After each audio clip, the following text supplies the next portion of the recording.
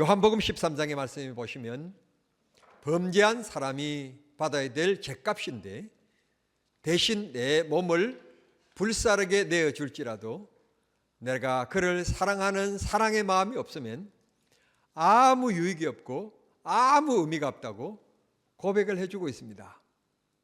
사실 가정도 교회도 직장도 나라도 정말 중요한 단어 하나를 선택하라고 한다면 결국 사랑입니다. 사랑하면 신뢰하게 되어 있고, 사랑하면 간용을 베풀게 되어 있으며, 사랑하면 내가 먼저가 아니라 그를 먼저 그렇게 높여주게 되어 있습니다. 이 훈련이 잘 안 되어 있기 때문에 나라가 삐걱삐걱거리고 있고, 오늘 이것 때문에 부부 사이에 삐걱거리는 부부들이 또 얼마나 많습니까? 이것 때문에 갈등을 빚는 직장 생활하는 일들이 또 얼마나 많나요? 성경은 끊임없이 우리들에게 사랑을 노래하고 있습니다. 한국적인 사랑은 이 사랑이라는 말 하나밖에 없지만 성경을 기록한 헬라어에서는 4가지의 사랑이 등장을 합니다. 그러니까 대한민국 우리가 생각하는 단어의 수준과 유대인들이 생각하는 사랑에 대한 단어의 수준이 굉장히 명확한 구분을 가지고 있을 뿐만 아니라 높은 차원의 사랑을 노래하고 있음을 보게 되는 것입니다. 우리는 사랑하면 그 사랑이 변질되는 경우들이 있는데 성경의 사랑은 굉장히 고귀함을 보게 됩니다. 하나님을 두려워하고 하나님을 사랑하고 하나님 앞에 살아가는 믿음의 사람들은 이 사랑의 고귀성을 알고 이 고귀한 사랑을 나눌 줄 알 때 우리는 비로소 그 사람의 신앙을 가리켜서 성숙된 믿음, 성숙된 신앙인이라고 말하는 것입니다. 예수님께서 십자가에서 못 박혀 죽으십니다. 그런 능력도 많으시고 기적과 이적을 베푸셨던 주님이신데 어떻게 십자가 앞에서는 그렇게 나약하게 별 말씀도 하시지 않은 채 때리면 맞고 발길질을 하면 발길질을 당하고 침뱉음을 당하시면서 모멸감을 느끼는 것 중에 하나가 뺨을 맞는 건데 예수님께서 그것까지 다 맞으시면서도 아무런 능력도 행하시지 않고 거기에 대하여서 아무런 저항도 하지 않으신 채 예수님께서 십자가에 못 박혀 죽으십니다. 지금까지 3년 동안 지켜본 예수님의 모습은 온데간도도 없고 정말 나약하게 그지없는 정말 죽음토록 끌려가는 양처럼 초라하게 예수님께서 십자가에 못 박혀 죽으시는 것입니다. 그런데 이게 웬일입니까? 예수님께서 죽으신 지 3일 만에 분명히 십자가에서 피를 뚝뚝 다 흘리시고 죽으시는 모습을 분명히 봤는데 예수님께서 부활하신 것입니다. 그냥 한국말로 얘기할게요. 살아나신 것입니다. 얼마나 감격스럽고 덩실덩실 춤을 추고 싶은지 얼마나 제자들이 신났는지 모릅니다. 그런데 예수님께서 전에처럼 함께 먹고 함께 자고 함께 행동하시고 그러셔야 될 텐데 부활하신 주님이 그러시지 않는 것입니다. 부활하신 주님이 한번 나타나시더니 그냥 깜깜무소신 것입니다. 그러니 예수님의 제자들이 이게 뭔가 부활한 것은 확실한 것 같는데 주님이 우리를 다 버리신 건가? 온갖 생각이 그들의 마음을 스쳐갔을 것입니다. 그때 정말 필요한 사람이 수제자입니다. 그때 정말 필요한 지도록이 필요합니다. 그런데 그래서는 안 될 사람이 그럽니다. 이게 항상 우리 사회에 그리고 우리 서로 만남 속에서 상처가 됩니다. 그럴 사람이 그러면 상처가 별로 안 되는데, 믿었던 사람이 그러면 상처가 되는데, 그러면 안 될 사람인 수제자인 베드로가 예루살렘에 지금 있는 상태인데 하는 말이 저 밑에 동네인 갈릴리로, 갈릴리가 큰 호수예요. 그 호수에서 가난한 사람들이 물고기를 잡아서 겨우 먹고 살아가는 그런 아주 직종인데, 그 갈릴리로 고기 잡으러 가겠다. 그러니까 정신을 다른 제자들이 똑바로 차리고 가면 당연 혼자 가시오 라든지 대꾸를 말아야 될 텐데, 꼭 보면 나쁜 짓에 꼭 동조하는 사람들이 있습니다. 나쁜 짓인지 인식하는지 못하는지 모르겠지만, 그러면 안 될 사람이 그러는 곳에 따끔한 충고가 필요한데 그것에 동조하는 사람들이 있습니다. 예수님 몇 제자들이 나도 같이 갈게요, 같이 갑시다. 그래서 갈릴리 바다에 고기 잡으러 나섰다는 것입니다. 그런데 고기가 잡히나요? 잡힐 리가 없죠. 하나님께서 그들을 깨우치기 위하여서 그들을 버릴 자들이라면 고기가 잡혔겠지만, 그들을 버릴 자가 아니고 주님이 쓰실 자이기 때문에 그들에게 고통을 주십니다. 오늘 우리가 병들고 경제적인 압박이 있고 여러 가지 어려움이 있는 것, 하나님이 예수 더 잘 믿고 더 기도하고 주님 생각하라고 하나님이 우리를 사랑하셔서 주신 사인들이고 선물들입니다. 그렇게 생각하면 어차피 당한 일 하나님 앞에 감사가 됩니다. 감사가 됩니다. 그러나 내가 주님을 위해서 어떻게 살아왔는데 주님이 이럴 수가 있냐, 그렇게 원망하는 마음 가지기 시작하면 불행의 늪에 빠지게 됩니다. 사랑하는 성도 여러분, 범사에 감사하시기를 바랍니다. 아내가 좀 못생겼다 생각하시는 분들, 그때 내가 영숙이하고 할 걸 괜히 영희하고 해가지고, 그래서 그 얼굴이 생각나거들랑. 제 얘기 잘 들으세요.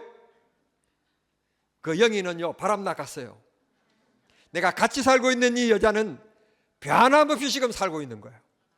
그냥 범사에 감사하시길 바랍니다. 생각하면 어리석은 불행의 늪에 빠지게 됩니다. 그러나 그저 감사하면 생활이 행복해집니다. 네, 아멘이 별 그렇게 확신차지 않는 아멘인 것 같습니다. 저 위층에 아멘. 위층에도 불행하시는군요. 인생사에 문제 없을 수 있나요? 안 아플 수 있나요? 사람과 사람 사이에 갈등 없을 수 있나요? 여러분, 나약한 믿음 되지 마시고 모든 문제 이겨내는 믿음이 되시기를 바랍니다. 6절 말씀에 갈릴리에 찾아오신 예수님께서 그물을 배 오른편에 던져라. 베드로가 인물이에요, 인물. 왜냐하면 제 같았으면 제가 지금 던질 기분 아니거든요. 제가요 지난밤에 계속 오른쪽 왼쪽 다 던져봤는데 안 잡혔거든요. 괜히 힘 빼게 하지 마시고 가세요. 남의 일에 간섭하지 말고. 여러분 저 보세요. 제가 뺀질뺀질하게 생겼잖아요. 제가 그랬을 것 같아요. 역시 베드로는 위대한 사람이 되기 위하여서 3년 전 마치 처음 예수님을 만났던 그때의 광경처럼 아무 말 없이 밤새도록 그물을 던졌다가 거두었다가 한 이 수고로움 속에 있음에도 불구하고 말씀을 믿고 그물을 배 오른편에 던집니다. 그랬더니 놀랄 준비하세요. 그물에 지난밤에 그렇게 잡기를 원했던 고기들이 안 잡혔는데 이 한순간에 그러면 10마리쯤 잡혀야지. 안 잡혔으니까 지난밤에 하나도. 그러면 첫 번째 모처럼 지나가는 이 때에 한번 걸렸구나. 10마리쯤 걸렸으면 이해가 될 텐데 성경이 6절에서 오른편에 던져라 말씀하시고 7절 이하에 보면 뭐라고 말하는가 하면 그물을 끌어올리기도 못할 정도로 엄청나게 무거웠다. 그런데 이 성경이 그때 잡힌 고기가 얼마나 컸는지 크기에 대한 얘기를 하지 않습니다. 크기에 대한 얘기를 안 하면서도 그때 몇 마리가 잡혔는지는 얘기합니다. 수를 얘기하는데 153마리가 잡혔다. 그러면 생각해 보십시다. 지금 배를 타고 그물을 던지는데 베드로 혼자가 아니고 베드로와 함께 다른 제자들도 있고 그들도 함께 그물을 던졌고 그물을 잡고 있는데 그물을 끌어올리기 위해서 153마리가 잡혔다면 자 보십시오. 여러분 보십시오. 이 많은 게 153마리가 잡혔으면 두 사람만 끌어당겨도 올릴 수 있겠어요? 없겠어요? 답은 있다. 끌어올릴 수 있겠어요? 없겠어요? 있다. 제 손 한 뼘 하면 20cm 정도 되는데 20cm 정도의 생선이 153마리가 잡혔다 그러면 있다 없다? 답은 있다라니까요. 있다. 그러면 한국말로 팔뚝만하다고 얘기하는데 팔뚝만한 게 153마리가 들렸으면 이제는 아니다예요. 끌어올릴 수 있다 없다? 없다.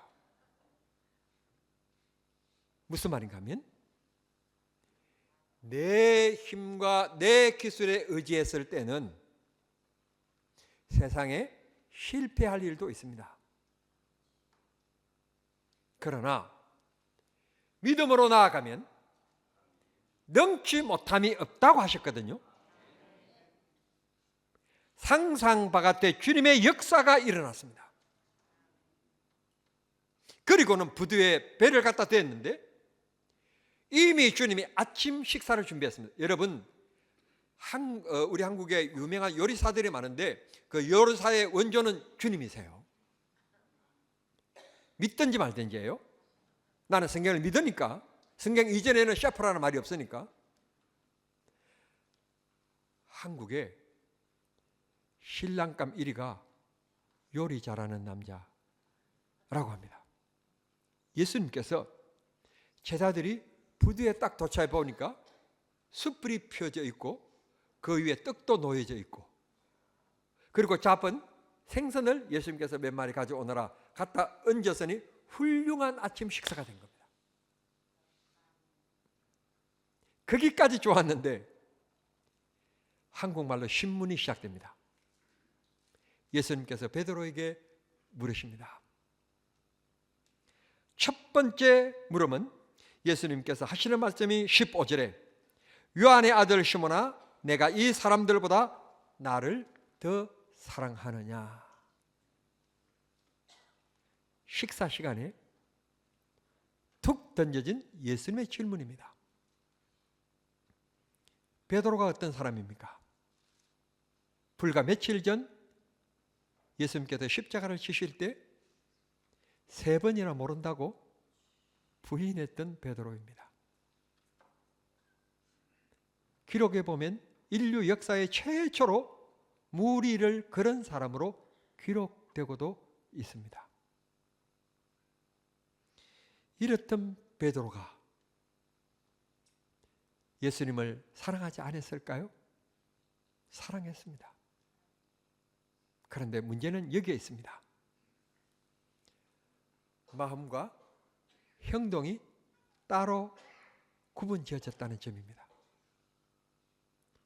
예수님을 사랑하면 사랑하는 대로 행동해야 되는 건데, 마음은 예수님을 사랑하면서 행동은 따로 행했다는 것입니다. 시몬의 아들, 요한의 아들 시몬아, 내가 나를 사랑하느냐? 감히 누구 의전 앞인데 내가 사랑하는지 안 하는지는 주님이 아시지 않습니까? 사랑하지 않는다면 그 말 할 수 있겠습니까? 주님을 사랑하는 건 사실이에요.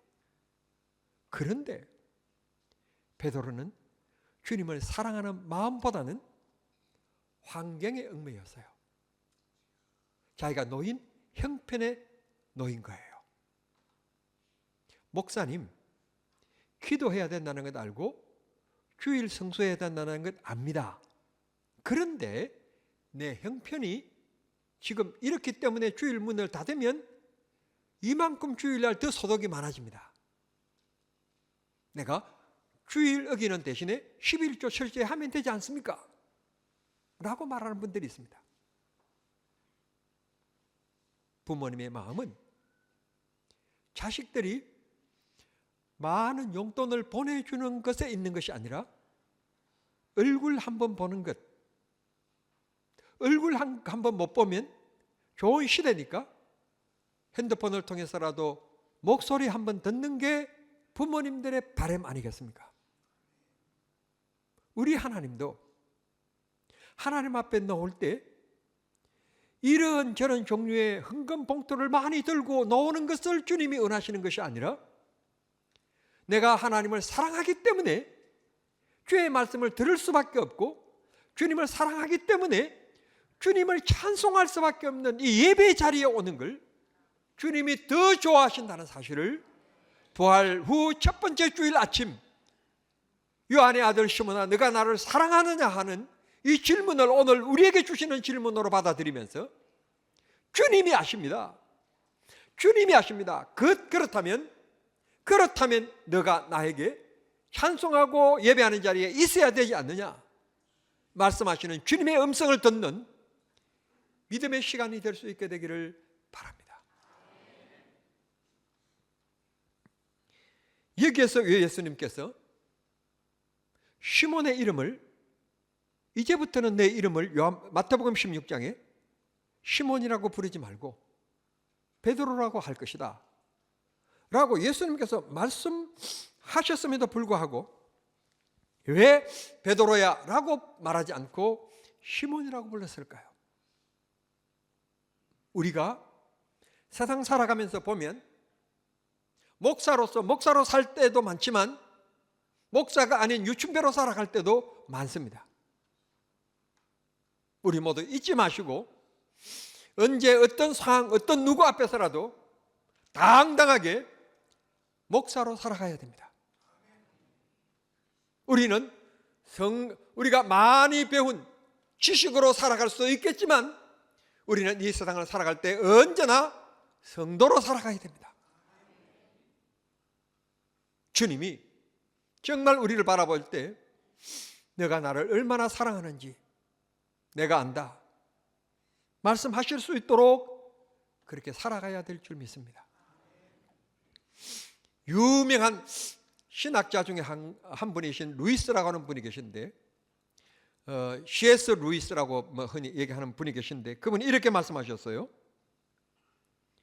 인간에게는 네 가지 사랑이 있는데 인간은 에로스의 사랑에 의해서 인간이 이 세상에 태어나고 스톨게의 사랑에 의해서 양육을 받으며 필레오의 사랑에 의해서 성숙되고 아가페의 사랑에 의해서 완성되며 영생을 누리게 된다. 똑같은 사랑인데 여기 에로스라는 말은 남자와 여자의 감정적인 사랑을 얘기할 때 에로스라고 얘기하는 것이고 스톨게의 사랑이라는 말은 조건 없이 부모가 자식에게 쏟아붓는 사랑을 얘기하며 필레오라고 하는 것은 친구끼리의 사랑, 즉 사람 사이에서 주고받는 사랑을 얘기하는 걸 필레오입니다. 아가페는 하나님께서 나를 사랑해 주시는, 부어시는 은혜를 얘기하는 것입니다. 에로스에 의해서 우리는 태어났습니다. 하나님의 사랑으로 하나님을 알면서 우리는 다시 거듭나게 되었습니다. 우리는 이 세상 살아가는 동안에 부모님의 사랑도 잊지 말아야 합니다. 좋은 스님과 이웃이 있은 그런 스톨게의 사랑도 잊지 말아야 됩니다. 그러나 정말 우리 영원히 필요한 사랑인 아가페의 사랑, 하나님의 사랑, 그 사랑이 십자가를 낫게 하셨고 그 십자가의 사랑을 나로 하여금 믿어지게 주의 영을 부어주셨고 그걸 통하여서 영생을 얻게 할 것이니 우리는 이 사랑을 잊지 말고 살아가야 될 줄 믿습니다. 한번 물어봤으면 끝냈으면 좋았을 텐데 예수님께서 두 번째 물어봅니다. 요한의 아들 시몬아 16절입니다. 내가 나를 사랑하느냐? 여전히 베드로의 대답은 내가 주님을 사랑합니다. 예수님께서 하시는 말씀이 18절에 말씀합니다. 그렇다면 지금 너가 이렇고 저렇고 흔들리지만 결국 너는 내 마음대로 뛰뛰고 다닐 것이 아니라 마지막 너의 삶은 네가 결정할 것이 아니라 순교의 삶이 될 것임을, 주님을 위하여 부름받은 제자로 사도로서 살아가는 사랑의 삶의 길은 결국 영혼을 사랑하다가 사랑한 것 때문에 결국 순교하게 될 것을 말씀해 주시고 있습니다. 다음 달이면 우리가 이제 로마의 바티칸을 가게 될 텐데요. 가면 로마 베드로 성당 앞에 큰 동상 두 개가 서 있습니다. 하나는 바울의 동상이고 하나는 베드로 성당입니다. 동상입니다. 크게 보게 될 겁니다. 비록 그는 십자가에 못 박혀 밑에서 불이 타오르는 장작더미 위에서 죽었지만 그는 영원한 사도로서 믿는 자의 표본이 되고 있는 것입니다. 우리 모두의 삶이 정말 하나님의 사랑받는 가운데 있음을 꼭 기억하시고, 혹시 여러분 예로운 분이 있습니까? 왕따를 당한다고 생각하고 계신 분이 계십니까? 사람에게는 왕따 당할 수 있습니다. 그러나 지금도 우리는 사랑받고 있다는 사실을, 하나님의 사랑받고 있다는 사실을, 그 사랑받기 위하여 태어난 빨리 끝내야 되는 시간이 말이 자꾸 얽히는데요. 우리는 하나님의 사랑받기 위하여 태어났고 그 사랑 지금 받고 있으며 앞으로도 계속 받을 것이고 그 사랑 때문에 우리는 천국 가게 될 것입니다. 할렐루야. 말씀을 맺습니다. 사랑하는 성도 여러분, 세상은 결코 믿음으로 살아가도록 녹록하지 않고 우리에게 카페트를 깔아주지 않습니다. 힘쓰고 애쓰지 아니하면 절대로 믿음으로 승리할 수가 없습니다. 베드로도 주님을 사랑하지만 십자가를 졌습니다. 우리도 예수님을 사랑하기 때문에 친구들로부터 버림을 받을 수 있고, 직장에서 저 사람 참 다 좋은데 교회 다니는 것 하나가 딱 안 좋아, 그럴 수 있습니다. 우리 엄마 정말 다 좋은데 교회에 미치는 그거 하나 안 좋아, 그 말 들을 수 있습니다. 형제들에게도 마찬가지입니다. 야 형님 적당히 예수 믿으세요, 말 들을 수 있습니다. 그러나 우리는 저 천국을 바라보고 주님이 우리를 사랑하셨듯 우리도 주님을 사랑하면서, 사랑하면 모든 것을 극복됩니다. 사랑의 힘이 얼마나 큰가 하면 우리나라 말에 이런 말이 있습니다. 사랑하면 곰보도 정말 예쁘게 보인답니다. 우리 모두 사람 살아가며 갈등을 빚습니까? 문제가 생깁니까? 내 마음속에 사랑이 식어진 증거인 것을 기억하시고, 주여 내 마음속에 사랑을 부어주셔서 내가 세상을 행복하게 만들고 아름답게 만드는데 주님 앞에 쓰임받으며 살아가게 해주십시오.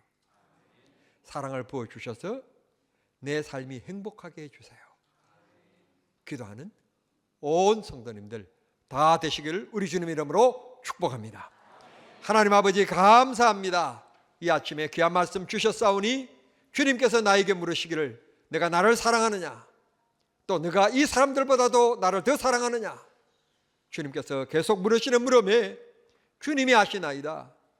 주님 앞에 속임없이 내가 진정 주님을 사랑함을 고백하며, 그리고 많은 사람을 사랑하며 주님 교회를 사랑하며 성도를 사랑하며 살아가는 우리 모두 되게 해 주시옵소서. 예수님의 이름으로 기도하옵나이다. 아멘.